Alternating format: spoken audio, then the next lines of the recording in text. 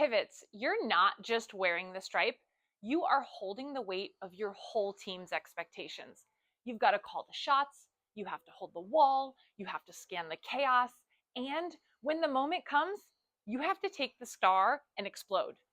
And then you have to do it all again in another jam or two. So if that sounds like a lot of pressure, good.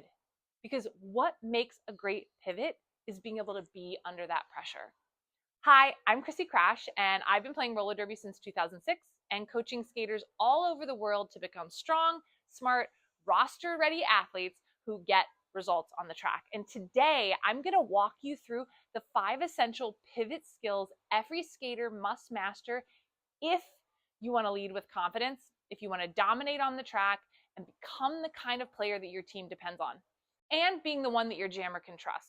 Whether you've been pivoting for a while or you just started to wear the stripe, this is a deep dive training that you wish your league had time to teach you. We're going to break down exactly what it takes to go from invisible blocker to track leader, covering presence, transitions, vision, star passes, confidence, and endurance. Plus, I'll share some stories and some takeaways from what real skaters have done to work to level up all the way to the top. So if you're ready to stop winging it and start pivoting like you own that role, this is your video. So let's jump in. First, let's talk about what it actually means to wear that stripe, because being a pivot, it's not just about being a backup jammer or the one with the cap. It's actually a leadership role. You're not out there just skating.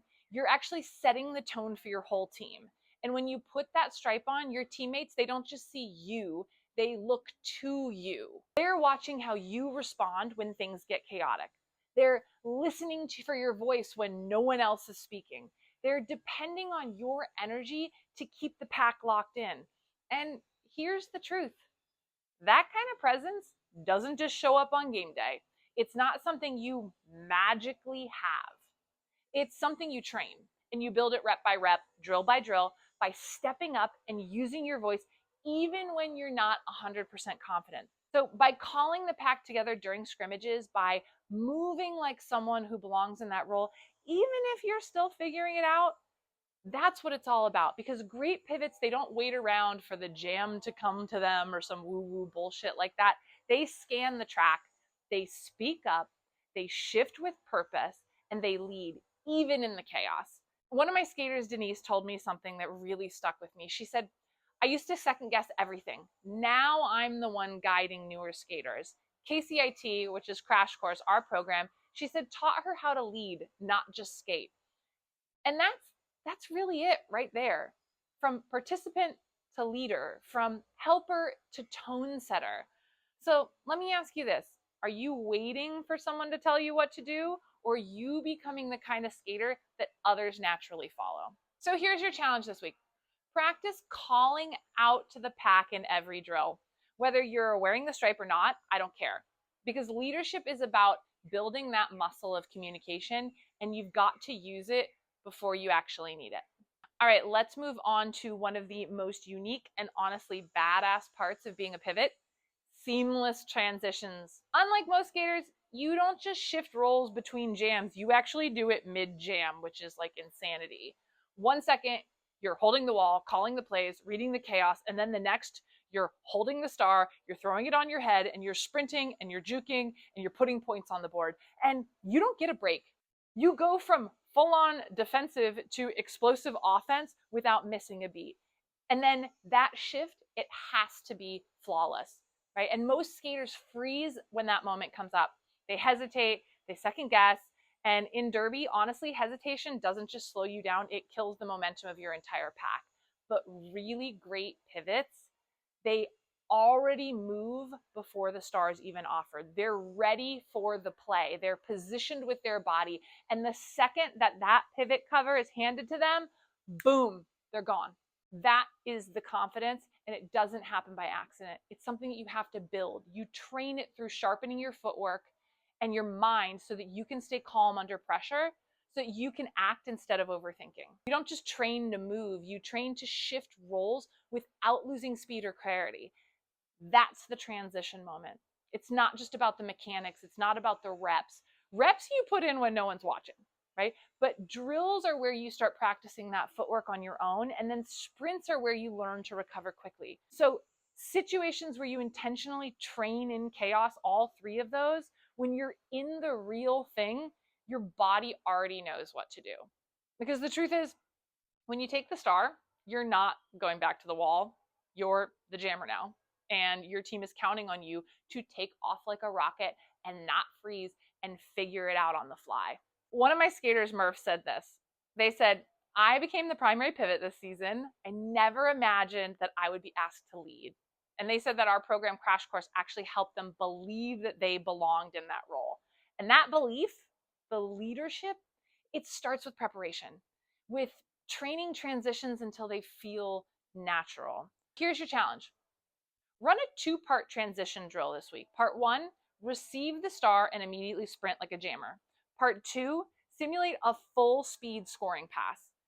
You can film it, rate yourself on your readiness, and then make tiny little micro adjustments, and then do it again, and then repeat it until it feels like instinct, not a scramble. Now let's talk about one of the most underrated parts of pivot superpowers, vision. As a pivot, you're not just there to block, you're there to see the game before it happens, to read the chaos, to call the plays, to anchor your pack when everything feels like it's falling apart. And your team's counting on you to notice what they don't. Where's the jammer? What's happening in the pack? Who's drifting? Who's sneaking by? What's the next start move? The moment you stop watching, you stop leading. And in Derby, that moment costs your entire team points. So great pivots, they don't just play the game, they actually are reading the game. They're the ones that are helping their team move with intention instead of reacting out of panic. And here's the kicker. Derby vision isn't some magical talent. It's not something you're born with. It's just a skill. Just like footwork, just like agility, it needs reps. You've got to train yourself to scan the track constantly. Turn your head before your body moves. Speak up, even if your voice shakes in the beginning. Call the plays, even if you're not sure if you're right, because every time you do, you're getting sharper. And that clarity, that presence, it spreads and it builds trust and it elevates everyone around you.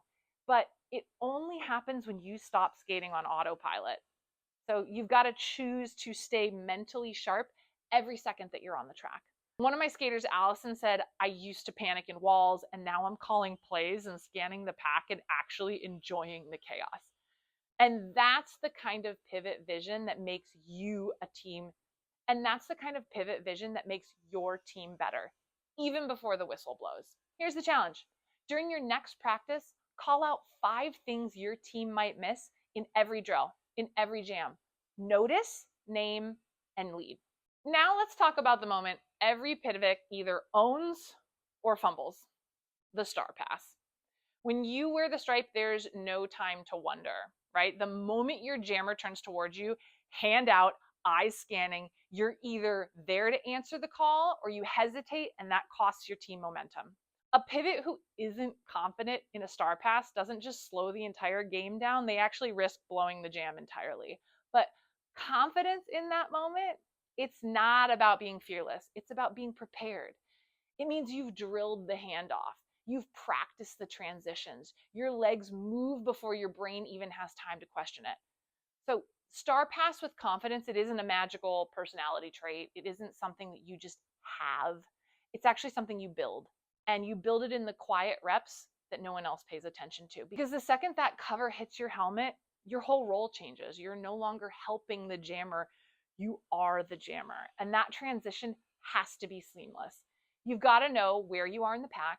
You have to move with purpose. You have to shift your mindset from blocker to point scorer without missing a beat. You don't just need speed. You need clarity. You need cardio. You need recovery and you need mental game. And all of it has to be dialed in so that when the moment comes, you don't think, you just go. One of my other skaters, also Allison, said, I scored half the points in a game after starting as a pivot. They said KCAT gave them the endurance and mental toughness to deliver. So if you want that kind of competence, you've got to train like you'll be able to handle the star every single jam. So here's your challenge. Run 3 rounds of star pass transitions, receive the star, transition into jammer mode, and then sprint like you are in that scoring pass. Record it, watch it back, refine your weak points, and then run it again in your next practice. Finally, let's wrap it up with one of the most overlooked and most critical parts of being a pivot: endurance. It doesn't just mean being in shape. I mean real pivot endurance. The kind of stamina that lets you go jam after jam without fading out. Because if you're wearing the stripe, you don't really get that much rest. You might block, and then you might jam, and then you might block, and then you might go straight back to the pack, and there's no break, and there's no reset. So you've got to be ready to lead through it all. That kind of stamina isn't built through steady state cardio.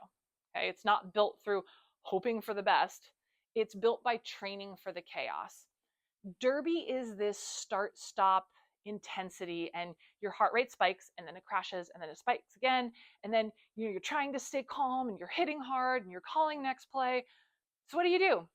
You train for that with short intervals, smart recovery, breath control. Emma, one of my clients in Crash Course, said that Crash Course taught her how to train for that kind of track intensity, not just to work out. Now she can reset, hit, pivot, and sprint without burning out. And that's what we're after, right? So here's your challenge. Add 4 rounds of jam style intervals into your workouts this week. Go 45 seconds all out, and then 30 seconds to recover with a deep breath. And then don't just track your effort, track how fast you can bounce back. Because endurance isn't just about lasting longer, it's actually about leading stronger. And that's what makes an unstoppable pivot. All right, pivots, if you made it this far, I know one thing for sure. You're serious about showing up on the track like a leader. You don't just want to play the position, you actually want to own it. Now, you have the magical blueprint, right? Presence, transitions, vision, star pass, confidence, endurance. These are the 5 pillars of being a great pivot. And the good news is every single one of them is attainable. So take what you learned today and bring it into your next practice. Pick one thing to work on, one skill to sharpen, one rep to run, because the difference between being a pivot and becoming a pivot is what you do when no one's watching. And if you want support, if you want structure, if you want a system that helps you fast track that process, that's actually what I do in Crash Course. So check the caption for a link or drop me a message if you want to chat. And thanks for watching. Thanks for skating hard. And I'll see you out there, because life is a contact sport. Win.